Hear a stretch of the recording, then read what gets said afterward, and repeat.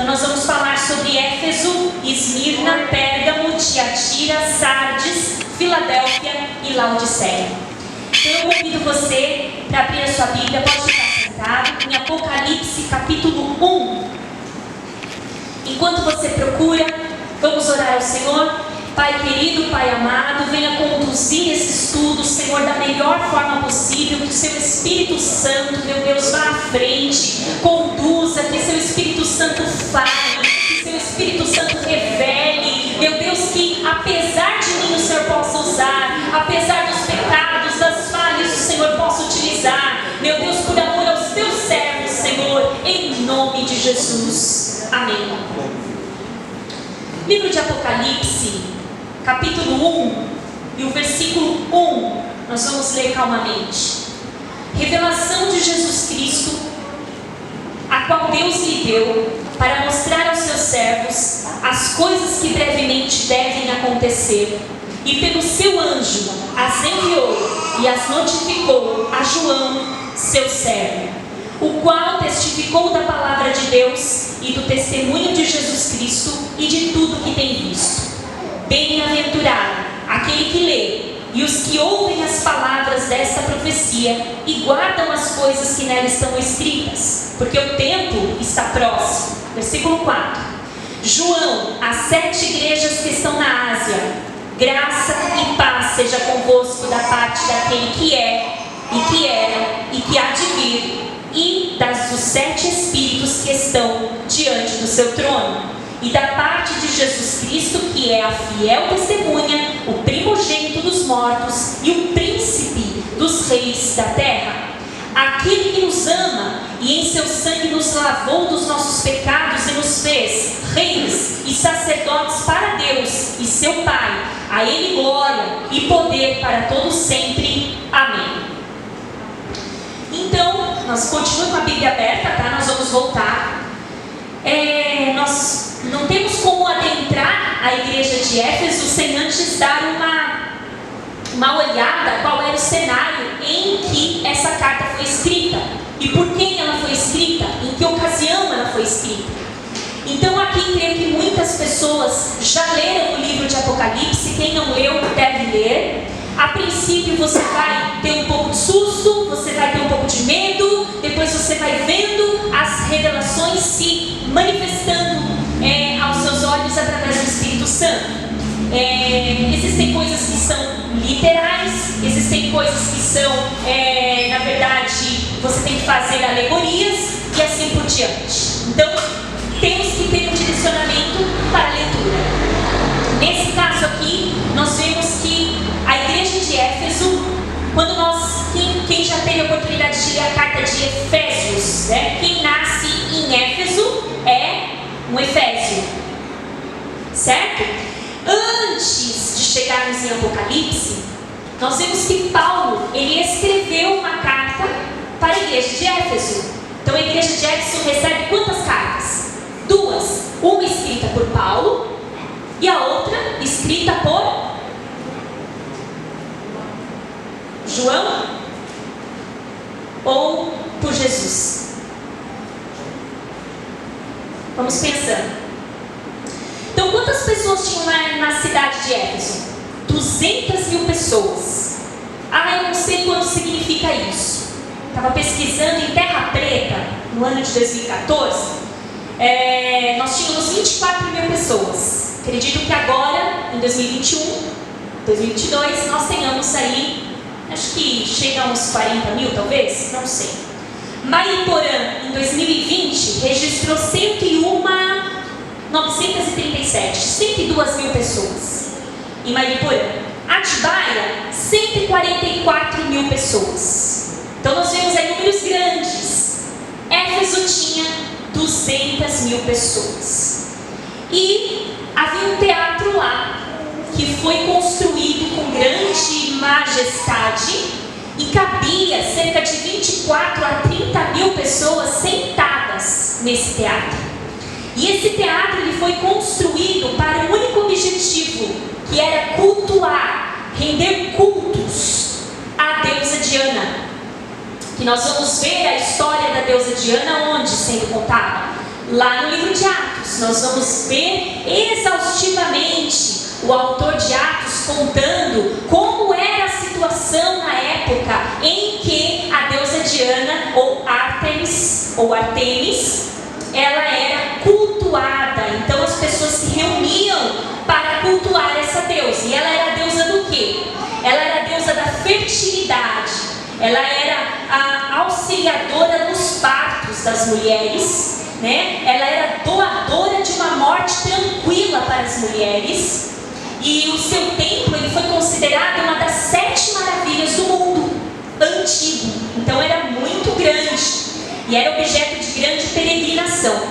Então, Éfeso, na verdade, além dessa construção maravilhosa, ela tinha um importante porto. Então, a cidade ela era conhecida por essa riqueza portuária. As pessoas, além de ter importações e exportações saindo de lá, as pessoas que queriam visitar a Ásia Menor, elas tinham que obrigatoriamente passar por Éfeso. Elas tinham que passar pelo porto de Éfeso. Lá na cidade de Éfeso, nos templos, né, especialmente no templo da deusa Diana, haviam sacerdotisas. Se hoje nós estranhamos a existência de apóstolos, o que dirá sacerdotisas? Existiam sacerdotisas que funcionavam naquele templo como prostitutas sagradas. Então, se é que nós podemos colocar a palavra sagrada junto com essa atitude, mas era considerado, tudo que é sagrado não quer dizer que seja de Deus, mas sim devoto a um Deus. Então, elas eram devotas aí à deusa Diana. Então, a cidade de Éfeso era marcada pelo quê? Imoralidade sexual, mística. Então, ela tinha várias superstições mágicas, idolatria, sedução. E nesse meio é que o povo de Deus vivia. Nesse meio é que o povo de Deus era perseguido, era tentado diante dessa situação. Quando Paulo visitou Éfeso, ele foi na sua segunda viagem missionária. Quando era 52 depois de Cristo. Então, depois de 52 anos, ele foi até a cidade de Éfeso. E quando ele visitou pela terceira vez, ele ficou lá por 3 anos. Foi onde nós podemos ler em Atos 19 os grandes milagres que aconteceram, onde até o lenço curava, né, dos apóstolos, passava na frente dos enfermos, a sombra curava. Então era um momento de quê? De muito milagre, de muito sinal, de muita maravilha.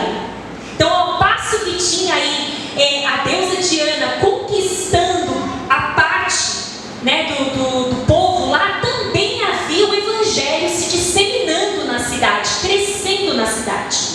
E quando Paulo escreve a carta de Efésios para Éfeso, ele estava preso em Roma. E o que ele fala nessa carta? Se nós lermos lá em Efésios capítulo 1 e o versículo 15, se eu não me engano, vamos ver se é esse mesmo. Efésios capítulo 1 e o versículo 15. Quando a gente lê a carta como ela é uma carta mesmo, né? Não como uma epístola, mas como uma carta, nós vamos entender para que ela foi destinada, né? Olha só, no versículo 15, ele diz assim, ele tá falando com os Efésios, vamos ler o versículo 1, ele fala assim, Paulo, apóstolo de Jesus Cristo pela vontade de Deus, aos santos que estão em Éfeso e fiéis em Cristo Jesus. Então ele chama as pessoas de Éfeso de santas.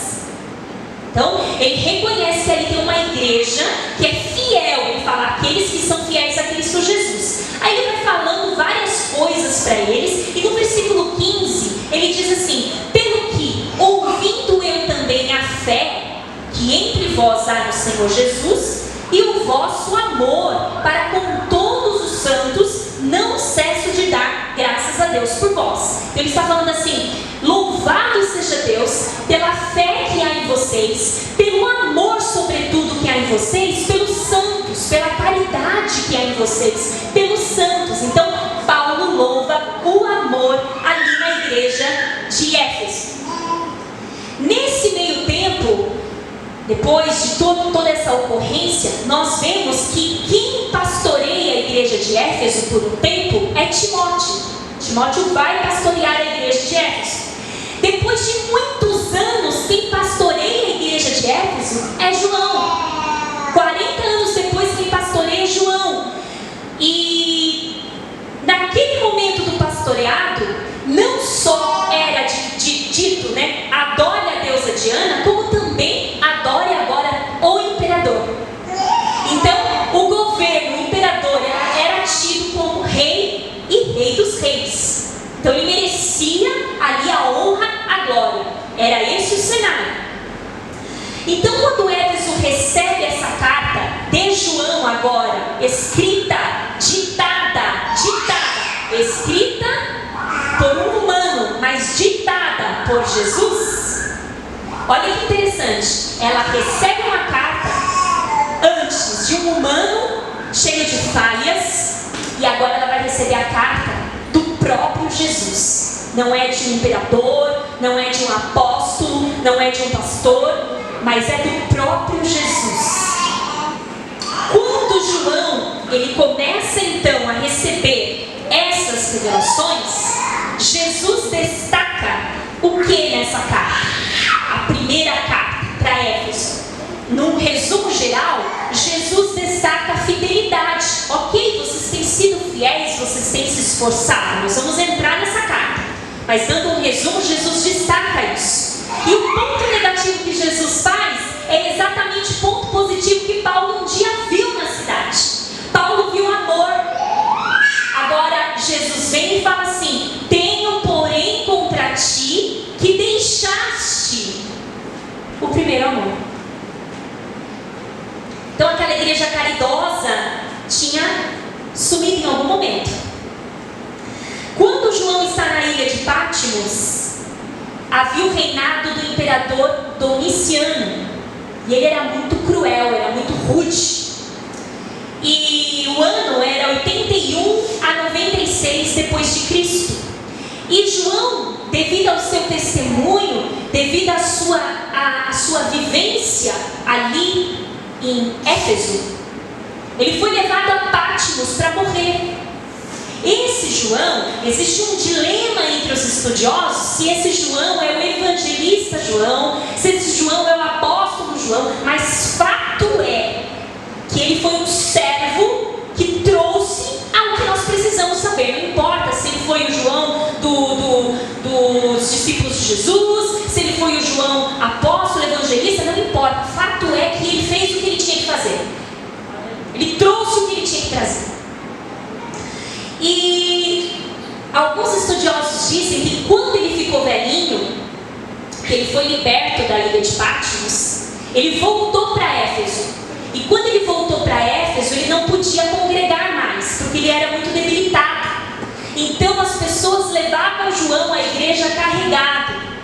E da boca de João não saíam essas frases: filhinhos, amemo-nos uns aos outros. Mesmo sendo carregado, era a frase de João, dizem os estudiosos: filhinhos, amemo-nos uns aos outros. Agora sim nós vamos entrar na carta. Quando João então recebe a visão, essa visão vem de Jesus. Ele não vê Jesus encarnado.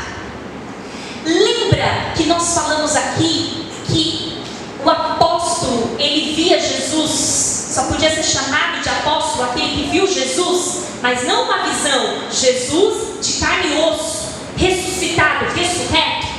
Esse João aqui, ele não viu Jesus ressurreto ali em carne e osso, ele teve uma visão.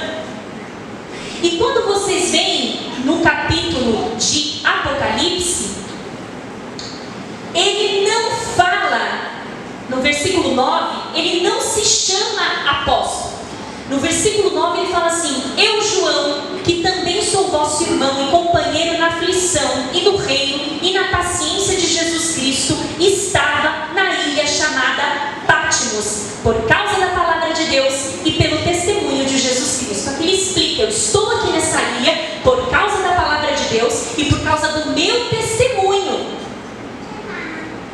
No domingo foi dito aqui sobre as perseguições quando nós somos perseguidos por Jesus.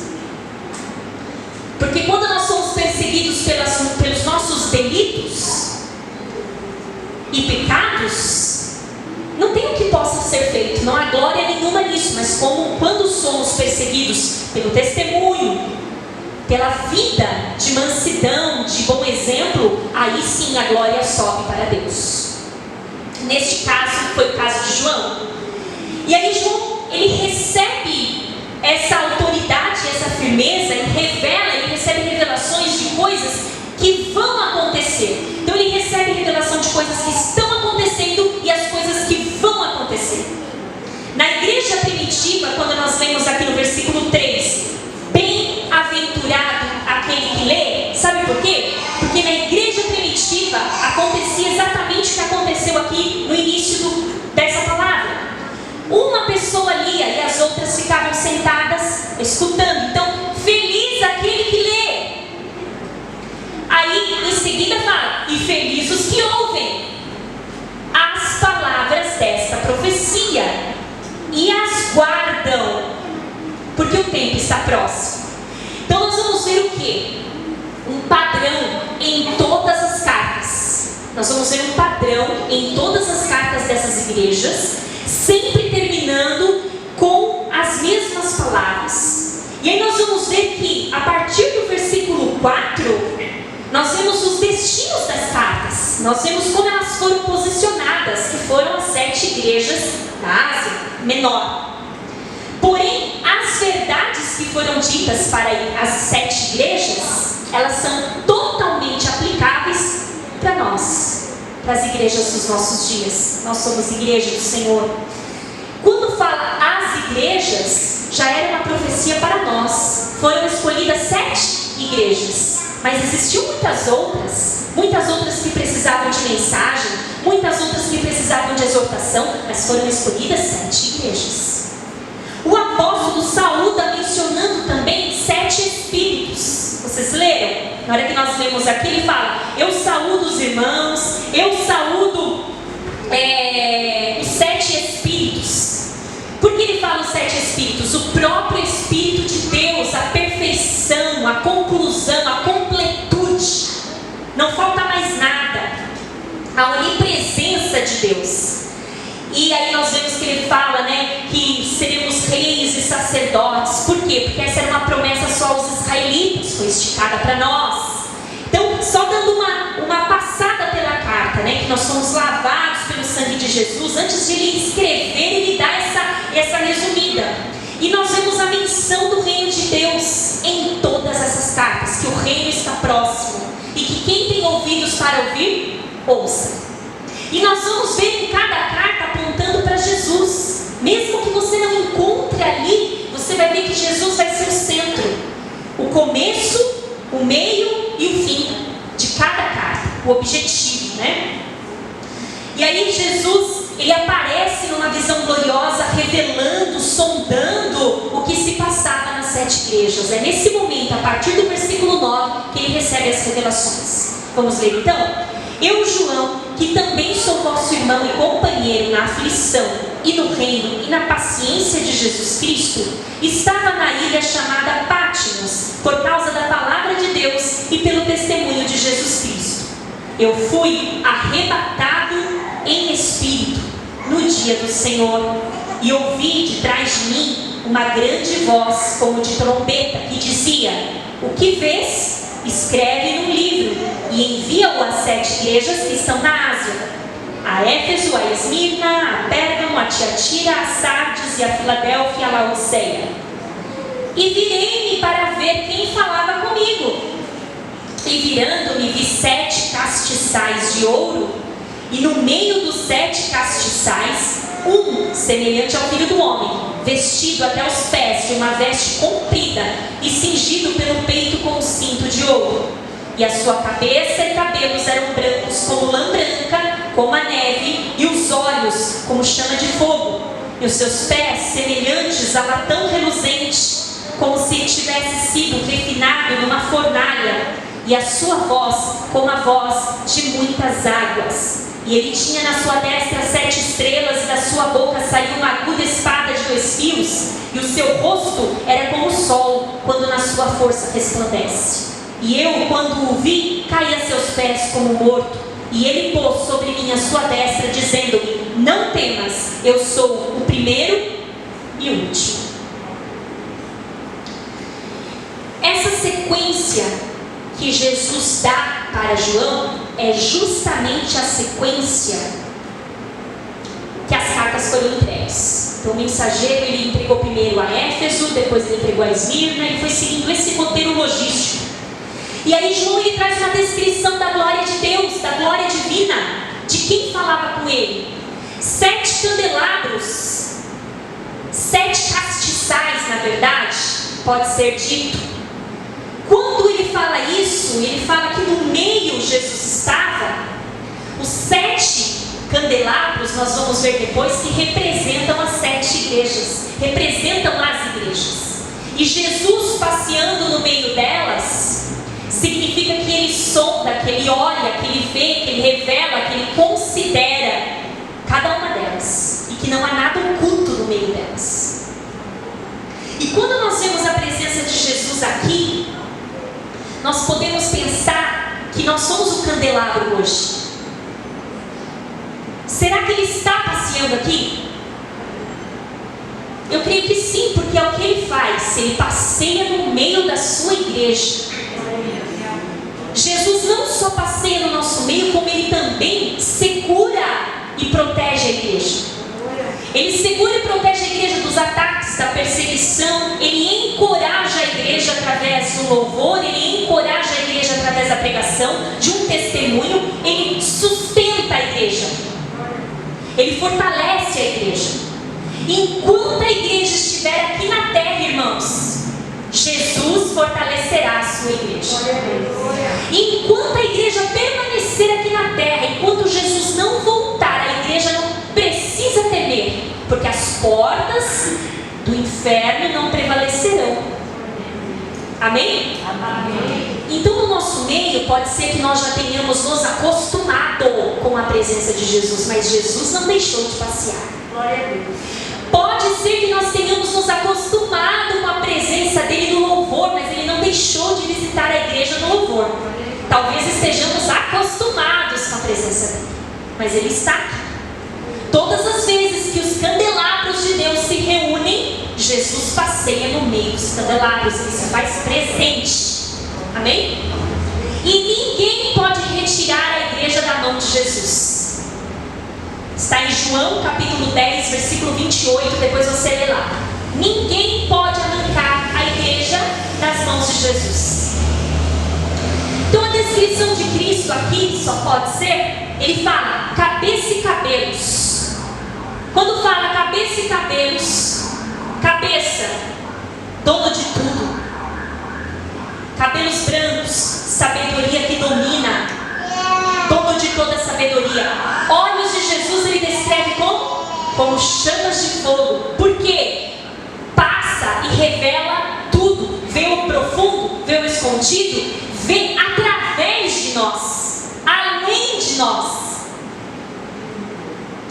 Pés semelhantes ao bronze polido, ou seja, capaz de esmagar qualquer inimigo, capaz de esmagar qualquer mal. Esse é o pé de Jesus, que esmaga a cabeça da serpente.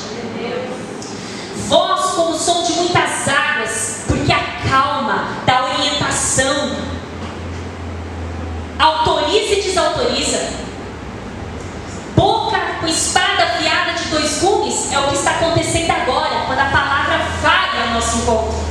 A palavra vai ao nosso encontro, Jesus vai cortando literalmente tudo que não presta, tudo que não vale nada, e vai limpando, de modo que quando nós saímos daqui, nós estamos transformados. Porque a palavra nos cortou, ela nos cortou, ele mesmo fere e ele mesmo cura.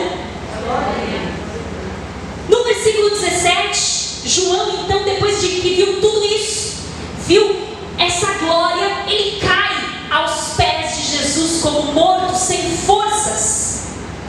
Porque tamanho era a glória de Deus, ele estava desfalecido. O que é uma pessoa desfalecida? É sem energia, acabaram-se as energias daquele homem. escreva, coloque num pergaminho tudo que eu vou te dizer agora. E entenda que as 7 estrelas são anjos. E esses anjos são das 7 igrejas, que representam os candelabros. E aí ele começa a receber, então, a revelação de Éfeso. Éfeso quer dizer amada. Aí veja só, vamos lá no capítulo 2. A gente começa então agora na carta de Éfeso. Olha que interessante. Escreve ao anjo da igreja. Quem está falando isso? Alguém está ditando para João. Percebam? Escreve ao anjo da igreja que está em Éfeso. A mensagem é para Éfeso. Escreve para o anjo da igreja que está em Éfeso. Havia um anjo em Éfeso? Porque a carta está sendo dirigida para um anjo. Havia um anjo em Éfeso? O pastor. Escreve ao pastor que está em Éfeso. Isto diz aquele que tem na sua destra as 7 estrelas. O que significavam mesmo as 7 estrelas? Os 7 anjos.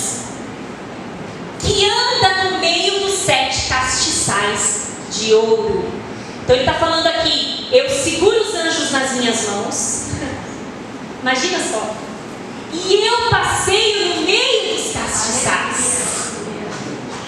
Eu que estou ditando para você, João. Escreve aí. Essa carta é para Éfeso. Diga a ela, versículo 2: eu sei as tuas obras, e o teu trabalho, e a tua paciência, e que não podes sofrer os maus, e puseste à prova os que dizem ser apóstolos e não o são, e tu os achaste mentirosos. E sofreste e tens paciência, e trabalhaste pelo meu nome e não te cansaste. Antes de ir para o versículo 4, quando Jesus vai realmente falar dos pontos negativos, Jesus ele começa as cartas sempre falando assim: eu conheço você, igreja. Não adianta se esconder dos meus olhos que são chamas de fogo. Eu conheço você, igreja. Eu trago ordem no caos, eu trago consolo para a tribulação, né? Eu peço que quem tem ouvidos para ouvir, ouça, porque é engraçado isso, né? Todos tinham ouvido. Todos tinham. Quem tem ouvidos para ouvir, ouça. Porque é muito diferente de escutar e ouvir. Eu estou escutando o barulho do ar-condicionado, eu estou escutando o barulho do copinho, eu estou escutando vários ruídos, mas eu estou ouvindo a palavra de Deus. Eu tenho que separar o que é ruído do que é ouvir de fato. E aí ele fala: eu conservo na minha mão as 7 igrejas. Eu conservo na minha mão, eu cuido. Conheço, ele quer dizer, eu sou onipresente, onipotente, onisciente, eu sei tudo o que você faz, Éfeso. Eu conheço você mais do que você mesmo. Eu conheço você mais do que o seu pastor te conhece, Éfeso. Eu conheço tudo o que você faz e tudo o que você deixou de fazer. Eu conheço o seu esforço e a sua perseverança. O cenário para a igreja de Éfeso, quando Jesus escreve isso, lembra? Era complicado. Por que Jesus falou: eu reconheço o seu esforço e a sua perseverança? Eu sei o que está acontecendo na cidade de Éfeso. Eu sei que tem um templo da deusa Diana aí, mas eu reconheço que você tem se esforçado. Éfeso era complicado porque estava cercada de quê? Heresias, falsos mestres, pessoas que chegavam e diziam ser apóstolos. A cidade estava lotada. Todo mundo queria trazer uma novidade da Bíblia, uma novidade extra do Evangelho. É como se a Bíblia por si só, tudo que eles tinham lido, tudo que eles tinham aprendido, não era suficiente. Então apareciam esses novos mestres na igreja de Éfeso. Lembra quando Jesus advertiu sobre os lobos em Mateus capítulo 7? Éfeso guardou essa palavra. Éfeso tinha essa palavra, então ela guardou essa palavra. Cuidado, no meio de vós pode haver lobos. Aí Paulo no capítulo 20 de Atos também fala de falsos mestres. Então isso estava na cabeça de Éfeso. Mas a igreja de Éfeso, ela guardou, mesmo sendo cercada, ela guardou todo o ensino de Cristo e desprezou o ensino errado. Assim como na epístola de João, João fala, provai os espíritos, a igreja de Éfeso fazia isso. Mas Carol até agora é uma igreja perfeita. Sim, é uma igreja perfeita, veja só. Ela não suportava falsos ensinos, ela não suportava mentiras, falsos mestres, ela não suportava heresia, ela não suportava coisas extras bíblicas, ela analisava os espíritos, ela provava os espíritos, ela era perfeita, ela não esmoreceu, ela não desanimou, ela se separou de falsas doutrinas, odiava. Vamos para o versículo, vamos lá, versículo 6. Depois a gente volta no 4. Tens, porém, isto, ainda uma qualidade. Jesus está falando, você aborrece as obras dos nicolaítas, as quais eu também aborreço. Seguidores de Nicolau. Os nicolaítas, seguidores de Nicolau. O que eles diziam? Era uma seita que só produzia heresia. Claro, se é uma seita, vai produzir heresia, não vai produzir coisa boa. O problema é que eles produziam misturando coisa boa com coisa ruim, fazendo com que quem não conhecesse de verdade se confundisse. Olha, ali está falando que Jesus ressuscitou no terceiro dia. Então eles misturam a verdade com a mentira. E aí o que eles pregavam? Pregavam um novo cristianismo para os Efésios. Eles diziam assim, olha, não precisa tanta exigência e também não precisa tanta proibição. Se vocês querem provar a graça de Deus, peca. Quer provar a graça de Deus? A graça não é gratuita? Então peca. Quanto mais você pecar, mais você vai ter a graça de Deus. Olha isso!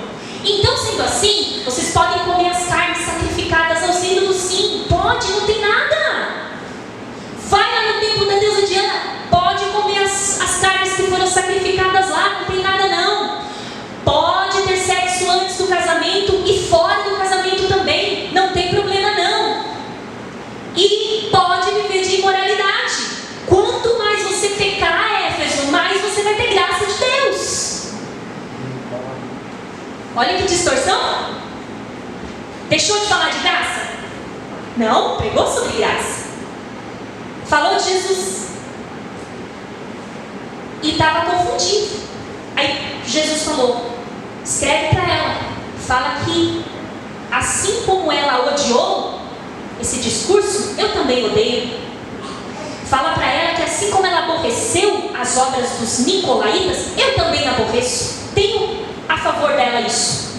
Que bênção, né? Muito bom. Éfeso resistiu por quê? Porque estava guardando a palavra de Deus. Estava guardando a palavra de Deus. Mais uma vez, Éfeso estava guardando a palavra de Deus, como nós. Nossas igrejas precisavam aprender e precisam aprender essa parte de pensar sozinha. As igrejas, quando eu falo as igrejas, eu não estou falando o caminho a Cristo. Vamos imaginar o rebanho de Deus. O rebanho de Deus não sabe pensar sozinho. O rebanho de Deus se contenta com as pregações do púlpito. O rebanho de Deus tem se contentado com as pregações que saem do púlpito e não dão espaço para Deus falar com eles em casa. Abrir a Bíblia e ver o que de fato está dizendo. Ninguém tem curiosidade. Quando eu falo ninguém, não estou falando alguém daqui, mas estou falando de um modo geral. Por que tem tanta gente caindo? É porque ninguém tem curiosidade de abrir e ver e conferir. Mas Éfeso fazia isso. Carol, como ela foi reprovada? A igreja de hoje não quer pensar, ela quer se alimentar do ruminado já. Ruminou, vomitou aqui, comeu, não precisa mastigar, engoliu e está ótimo. Está ótimo. Mas a igreja de Éfeso tinha compromisso com a verdade. Ela lutava, ela perseverava, ela unia. Quando Jesus fala para ela, sofreste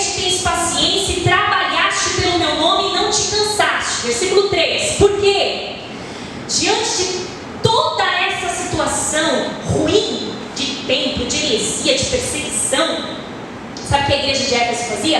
Trabalhava.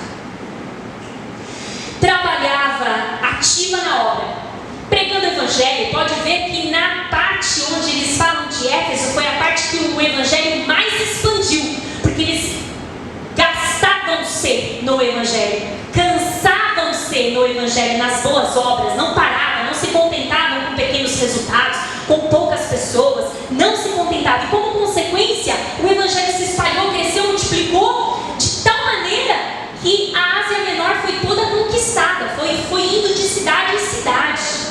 A igreja suava mesmo no trabalho evangelístico. Que bonita essa igreja. Éfeso também perseverava nas tribulações. Quando Jesus falava, você é paciente. Sabe por quê? Naquele tempo não podia ser igual a gente, que falava assim numa feira: você é crente? Eu sou crente. Que bom. Qual igreja você é? Ah, sou tal igreja. E tá tudo bem, vamos comer um pastel, vamos tomar um caldo de cana. Lá não. Ser crente naquele tempo era desafiador, porque tinha um templo da deusa Diana ali. Quem é você para adorar outro Deus? Quem é você para sequer citar outro Deus? Então não era uma coisa fácil, uma tarefa fácil. Havia perseguição, humilhação. Por que mesmo João estava em Patmos? Por causa da palavra, por causa do seu testemunho. Ele foi humilhado, desprezado. Como eles rejeitavam os ensinos enganosos, eles também eram rejeitados na cidade. Então não era fácil. E eles não tinham medo de denunciar o pecado, e ainda assim superou. E aí Jesus falou: muito boa a sua paciência, tenho visto que você realmente guardou. Agora vamos para o contra, versículo 4. Tenho, porém, contra ti que deixaste o teu primeiro amor. Olha só, Éfeso estava num momento muito bom de fidelidade com Deus, era fiel a Deus, mas a fidelidade sem amor, ela não vale nada. Acredita, irmãos? Um crente pode estar aqui na igreja, fazendo tudo, pastor Vanderlei, envolvido em toda a obra, e ser fria de amor. Acabou, não tem. Pode suar no trabalho, pode fazer grandes coisas para o Senhor, evangelizar, sair por aí, debaixo de sol, chuva, sobe monte, desce monte, faz jejum, oração, e sai em todos os grupos, está em todos os grupos evangelísticos. Ele externamente, ele é um Efésio, e dentro ele não tem amor, porque tudo virou o quê? Não é que ele não tem amor, como que eu posso dizer para os irmãos? Ele não tem devoção, virou uma coisa mecânica, automática. Eu vou porque eu vou, eu estou lá porque estou lá, já faço parte desse grupo há muitos anos, prego há muitos anos, mas eu não estou falando de sentir é muito superficial. Sentir, eu não acredito em sentir, eu acredito na devoção. Porque sentir, irmãos, um dia eu sinto, outro eu não sinto, o sentimento não vem de Deus, né? Às vezes as pessoas falam sentir de Deus. Não, Deus falou com você e pronto, não tem essa de sentir. Quem faz você sentir muitas coisas é Satanás. Te faz sentir culpado, te faz sentir soberbo, orgulhoso, mentiroso, maldoso, bondoso, melhor de todos, pior de todos. É isso que ele te faz sentir. Mas Jesus, ele está em você, ele te move. O que a igreja de Éfeso nos traz de explicação? Traz de explicação que o amor é a base. Mas que amor é esse? Era o amor ao próximo? Amor aos santos cessou. Por que cessou? Provavelmente de tanto julgar. Entende? De tanto julgar, era tanto perigo ali ao redor. O culto à deusa Diana, tantos enganos. Isso foi o quê? Esfriando o coração, deixando a pessoa insensível ao próximo. Isso pode acontecer com qualquer um de nós, a qualquer momento. Tem dia que a gente não está vontade para fazer o bem, assim, uma caridade. Só que daí a gente tem que vencer o nosso coração e fazer, porque o nosso coração é enganoso. Amém? O amor, então, Jesus deixa marcado aqui: Éfeso, você é linda, você é paciente, você foi fiel, mas cadê seu primeiro amor? Muitos falam assim: é o primeiro amor quando eles aceitaram a Jesus, quando Jesus pode ser também, mas especialmente o amor ressaltado por Paulo, o amor aos santos, a devoção às coisas de Deus com amor, não com automatismo. Amém? E aí, Jesus deixa claro para nós que a marca da igreja, o que vai diferenciar a igreja do mundo, é o amor incondicional. A identidade da igreja é o amor. Quando Jesus fala dos fariseus, o que tinha de errado com os fariseus? Seguiam as leis, eram irrepreensíveis, eram pessoas de exemplo, mas eram ocos de amor. Não tinham devoção, era tudo no automatismo. Eu vou dar o dízimo, devolver o dízimo, porque todo dia 5 eu devolvo o dízimo. Eu tenho que estar lá no último dia do mês, porque todo último dia do mês é Santa Ceia. Eu tenho que participar das reuniões, porque se não for nas reuniões o pastor vai me chamar a atenção. É tudo uma coisa muito automática. Éfeso estava assim, cumprindo tudo. Cumprindo tudo. Quando o amor esfria, sabe que quando o amor esfria, quanto mais conhecimento você tem, mais soberbo você fica. E aí, tudo que é bom, tudo que eu falei aqui não é bom da igreja de Éfeso, é ótimo, mas foi reprovada. Tudo que não vem acompanhado, então, do amor de Deus, é como o sino que tinha. Posso entregar meu corpo para ser queimado, se eu não tiver amor, de nada vale. Eles eram zelosos. Muitas vezes nós falamos de Deus como eles falavam, mas nós não falamos com Deus. O evangelista que perdeu o amor, ele prega, ele dá ensinamento, ele tem um conhecimento absurdo, mas ele não tem conversa com Deus mais. Como pode isso? Pode. Isso pode acontecer. Um bom cantor, ele pode louvar a Deus, ele pode gostar do ato de cantar, mas pode ser também que ele não tenha mais aquela coisa que move ele, que emociona ele, que coloca ele na presença de Deus. Ele não tem mais, porque o seu talento desacompanhado de amor vira defeito.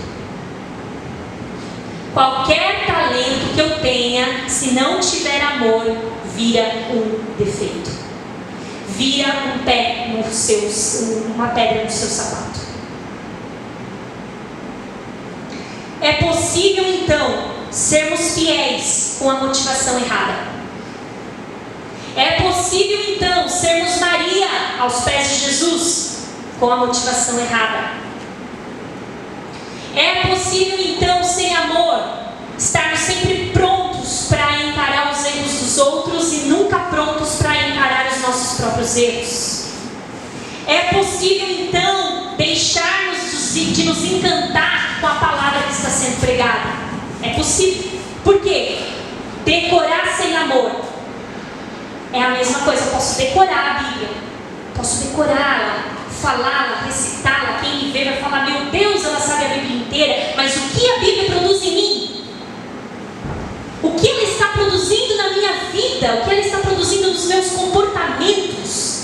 O que eu tenho feito com o que eu tenho escutado aqui? Eu tenho pego a mensagem, eu tenho transformado essa mensagem em ação, como a nossa irmã Iraci disse aqui. Eu estou ainda com a palavra de domingo. É isso que Deus quer, que a gente fique com a palavra, ruminando a palavra, e aí até as coisas que Deus não usou o pregador para falar naquele dia, aquela palavra vai falando em outros aspectos com você durante a semana. Você vai aplicando a palavra. E aí a gente termina com ele falando assim, Jesus falando no versículo 5: lembra-te, pois, onde caíste? Onde caíste? Tem uma preposição aí, ó. Olha só. Lembra-te, pois, de de onde caíste. Então quer dizer que Éfeso estava num lugar legal, num lugar bom. Muita gente fala assim: lembra de onde você caiu, hein? Caiu lá na droga, caiu lá na... Não. Lembra de onde você caiu. Você caiu da onde, filho? Você caiu do púlpito? Você caiu de que momento? Em que momento da sua jornada você caiu? Onde você estava? Um exemplo disso, filho pródigo. Quando ele se deu conta, ele lembrou de onde ele caiu, não onde ele estava. E de onde ele caiu? Da casa do pai.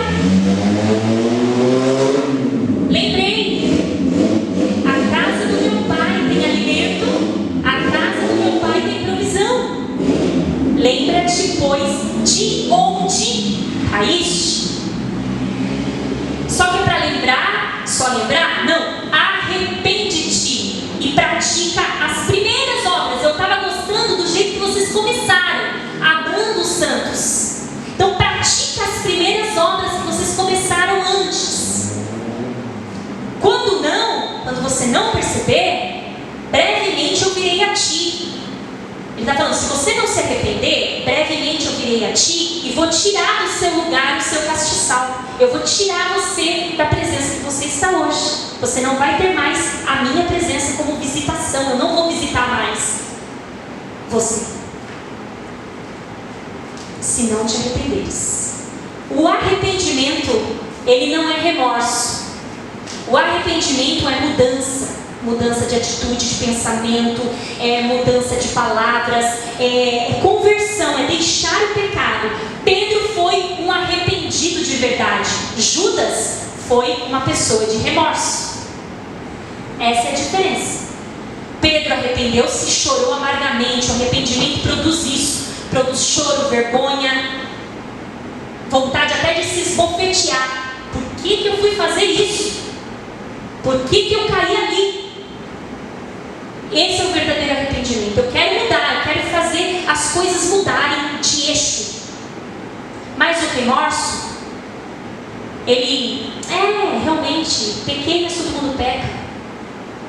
Não tem ali um momento de chorar pelo seu pecado. Quando nós lemos ali as beatitudes, as bem-aventuranças, Jesus disse: bem-aventurados que choram, porque eles serão consolados. Mas bem-aventurados são aqueles que choram, não aqueles que choram: estou triste, não. Bem-aventurados aqueles que choram pelo seu pecado, pela sua miséria. É você se debruçar nos pés do Senhor e falar assim: realmente eu não sou nada. Sem ti eu não posso nada. Eu não dou um passo se o Senhor não for comigo. Então eu choro aqui a minha miséria, eu choro aqui a minha falha, eu choro aqui porque eu sou desprezível. Aí o Senhor fala assim: bem-aventurados que choram, porque eles serão consolados. Pratica as primeiras obras. Jesus deixa claro: o arrependimento, todo arrependimento tem um fruto. Todo arrependimento tem um fruto. Arrependeu? Tem que dar fruto. Jesus disse isso. E para finalizar, ele fala assim, versículo 7: quem tem ouvidos, ouça o que o Espírito diz às igrejas. Espírito com letra maiúscula. Aí ele termina assim: ao que vencer, eu vou dar de comer da árvore da vida, que está no meio do paraíso de Deus. Árvore da vida, vida eterna. Se eu tenho vida eterna, eu tenho comunhão com Deus. Se eu tenho comunhão com Deus, eu vou cear com Jesus. Se eu vou cear com Jesus, essa é a minha recompensa de ter amado. Amém? Amém. Então, essa foi a primeira carta para a igreja de Éfeso. E ela pode ser perfeitamente aplicada para nós. Ela pode ser perfeitamente encaixada para os nossos dias, para as nossas necessidades. Que nós não sejamos como os Efésios. Amém? Ela até engana, né? A carta engana. A gente fala: meu Deus, mas não tem falha nessa carta, não estou vendo coisa errada aqui. Prega, lê, bem-aventurado que lê, bem-aventurado que escuta. Que maravilha, queria ser assim. Guardaram a palavra, olha, não pecaram, não desviaram, mas estavam frios. Amém? Que o Senhor possa derramar sobre nós esse amor. Esse amor você não tem se esforçando, tá bom? Não adianta você fazer um pensamento positivo agora aí no banco, na cadeira, e falar: Senhor, eu preciso amar, eu preciso amar. Se você não pedir para Jesus, porque o amor é um fruto do Espírito. Amém? Que nós possamos gastar um pouquinho de tempo na nossa oração falando: Senhor, acrescenta o amor. Acrescenta o amor, para que tudo que eu faça tenha significado diante do Senhor. Amém? Eu agradeço a minha oportunidade, espero que os irmãos tenham entendido a palavra. Glória a Deus.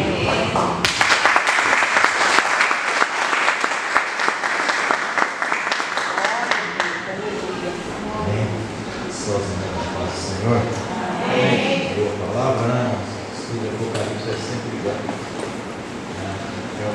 Tem alguns cristãos que morrem de medo do livro de Apocalipse. A gente deveria gostar do livro de Apocalipse e não correr dele. Diferentemente da estátua de Nabucodonosor, espero que Nossa Senhora da frente. De Nabucodonosor era de barro, então parece que quebrou. Jesus não quebra, não. Amém? Sábado estaremos aqui, culto para os irmãos, não é isso? Será uma grande bênção. Domingo também estaremos aqui, culto da família. Vamos estar participando em nome de Jesus. Domingo de manhã da escola bíblica, nós vamos ser colocados para o sábado também. Vamos colocar de pé, né? Estamos para os nossos lares, ter uma semana abençoada em nome de Jesus. Senhor, em nome de Jesus, nós te agradecemos e louvamos por esse dia.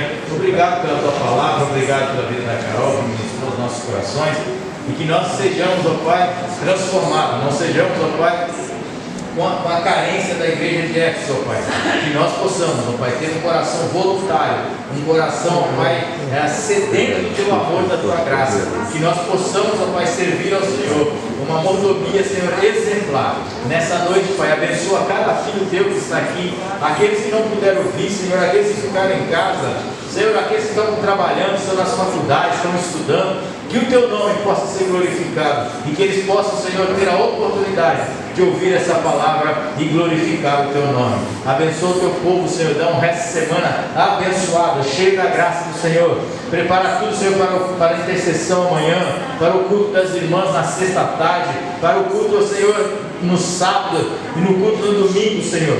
Prepara todos aqueles que irão estar trabalhando, Senhor, e que o amor de Deus esteja nos nossos corações derramado e transbordando, para que nós possamos ser muito mais que vencedores, em nome de Jesus, em nome do Senhor Jesus. Amém. Amém. E o grande amor de Deus, a graça do nosso Jesus Cristo e as doces consolações do Espírito Santo de Deus esteja sobre essa igreja, não somente hoje, mas para todos sempre. Os que creem digam amém. Deus abençoe a Deus.